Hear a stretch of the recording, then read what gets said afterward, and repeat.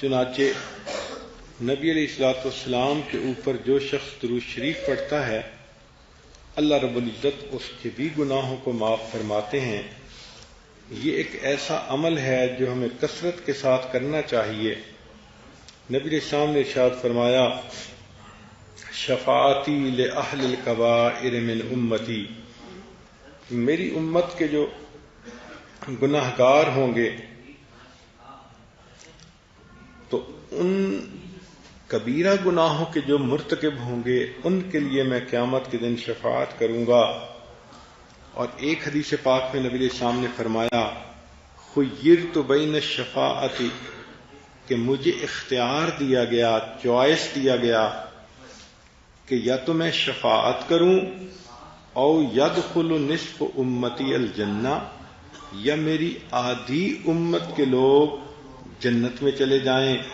فاخترت الشفاعہ، نبی علیہ السلام فرماتے ہیں میں نے شفاعت کو چن لیا، لأنہا اعم و اکفا، اس لیے کہ میری شفاعت کے ذریعے آدھی سے زیادہ امت جو ہے وہ جہنم کی بجائے جنت میں چلی جائے گی۔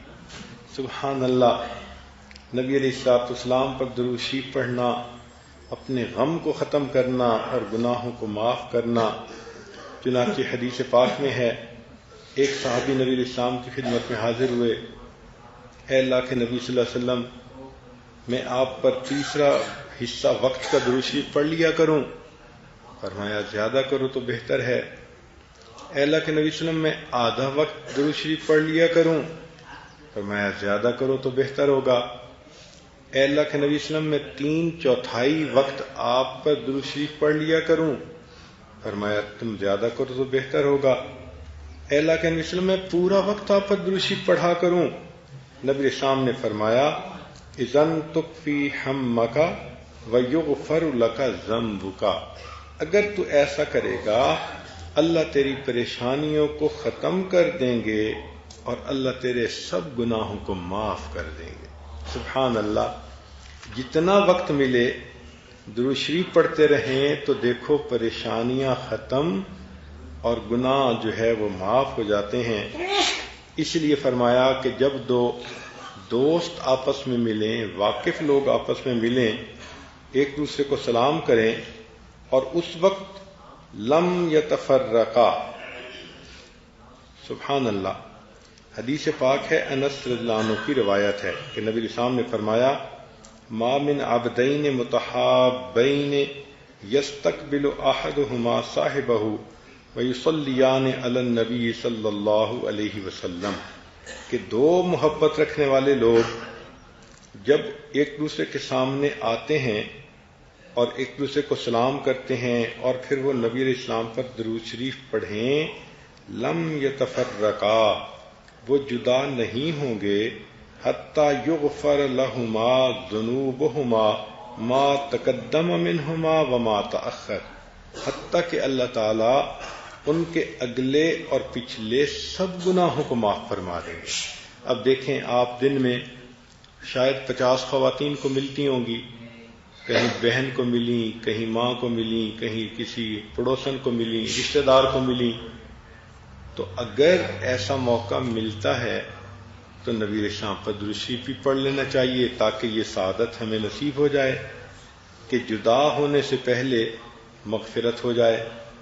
اور ایک اور عمل ایسا ہے کہ جو عورتوں کو اپنانا چاہیے اور اہتمام سے کرنا چاہیے۔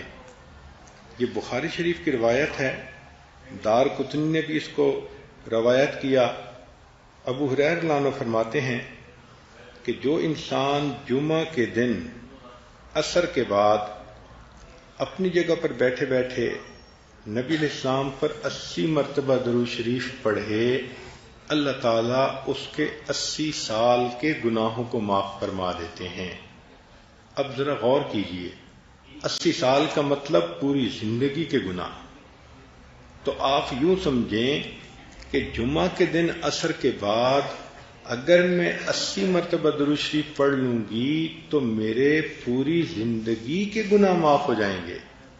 اور وہ درود شریف کیا ہے؟ اللہم صلی علی محمد النبی الامی وعلی آلہ وسلم تسلیما. اتنا بڑا درود شریف بھی نہیں، آپ اس کو لکھ لیں، پڑھ لیں، یاد کر لیں، اور کوشش کریں کہ جمعہ کے دن اپنے گھر کے سب بچے بچیوں کو کہیں کہ وہ آپ کے ساتھ نماز پڑھیں. چھوٹے بچے تو عام طور پہ گھروں میں ہی نمازیں پڑھتے ہیں، ماں ہی پڑھاتی ہے، تو وہ اگر اس دن اہتمام کے ساتھ اکٹھی نماز پڑھ لیں اور ان سب کو کہیں کہ سب نے بیٹھے رہنا ہے اور یہ درود شریف پڑھنا ہے. آپ خود بھی پڑھیں، بچوں سے بھی پڑھائیں، اور اس کے بعد دعا مانگیں، اور پھر دیکھیں کہ گھر کے اندر برکتیں کیسے آتی ہیں. ہم ایسے اعمال کرتے ہی نہیں کہ جس سے برکتوں کے دروازے کھل جائیں ہمارے لیے. تو جب بچپن سے بچوں کو اس کی عادت ڈالیں گی، وہ پوری زندگی پڑھتے رہیں گے اور اللہ ان کے گناہوں کو بخشیں گے. تو ہمیں چاہیے کہ ہم درود شریف جمعہ کے دن عصر کے بعد پڑھنے کی عادت کو اپنائیں. اور ویسے بھی حدیث پاک میں ہے کہ جمعہ کے دن ایک ساعت اجابت ہوتی ہے. ساعت اجابت کہتے ہیں وہ گھڑی جس میں دعا قبول ہوتی ہے.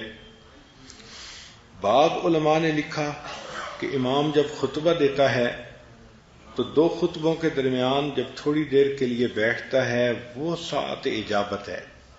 لیکن زیادہ علماء نے یہ لکھا ہے کہ سیدہ فاطمہ الزہرا رضی اللہ تعالیٰ عنہ فرماتی ہیں کہ وہ ساعت اجابت جمعہ کے دن عصر اور مغرب کے درمیان ہوتی ہے. تو اگر عصر اور مغرب کے درمیان وہ قبولیت کا وقت ہے تو درود شریف بھی پڑھیں اور اللہ سے دعا بھی مانگ لیں، اور پھر شفاعت کی بھی مستحق بن جائیں گی، زندگی کے گناہ بھی معاف ہو جائیں گے، اور اللہ تعالیٰ کی طرف سے برکتوں کے دروازے بھی کھل جائیں گے. سبحان اللہ.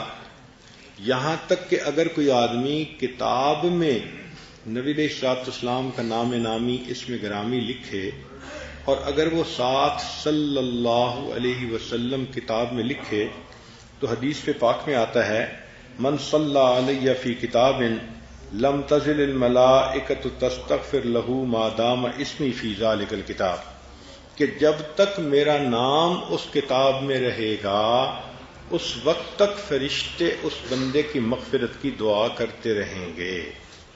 سبحان اللہ سبحان اللہ. سیدنا صدیق اکبر عنہ فرمایا کرتے تھے کہ ٹھنڈا پانی آگ کو اتنا جلدی نہیں بجھاتا جتنا جلدی درود شریف انسان کے گناہوں کی آگ کو بجھا دیتا ہے. سبحان اللہ. وقت ہوتا ہے عورتوں کے پاس ادھر ادھر کے کاموں میں مشغول رہنے کی بجائے، یا ایک دوسرے سے تبادلہ خیال کرنے کی بجائے، گپیں مارنے کی بجائے، حالات حاضرہ سننے کی بجائے، اگر عادت پڑ جائے کہ یہ اعمال میں نے کرنے ہیں، دعائیں مانگنی ہیں، مسنون دعائیں پڑھنی ہیں، درود شریف پڑھنا ہے، تو سبحان اللہ جنت میں جانے کا راستہ کھلا ہوگا. جہنم میں جانے والا سوال ہی پیدا نہیں ہوتا. مگر افسوس کہ غفلت کی وجہ سے وہ عورتیں آج جن کے بچے جوان ہو جاتے ہیں، شادیاں ہو جاتی ہیں، وہ نانیاں اور دادیاں بن جاتی ہیں.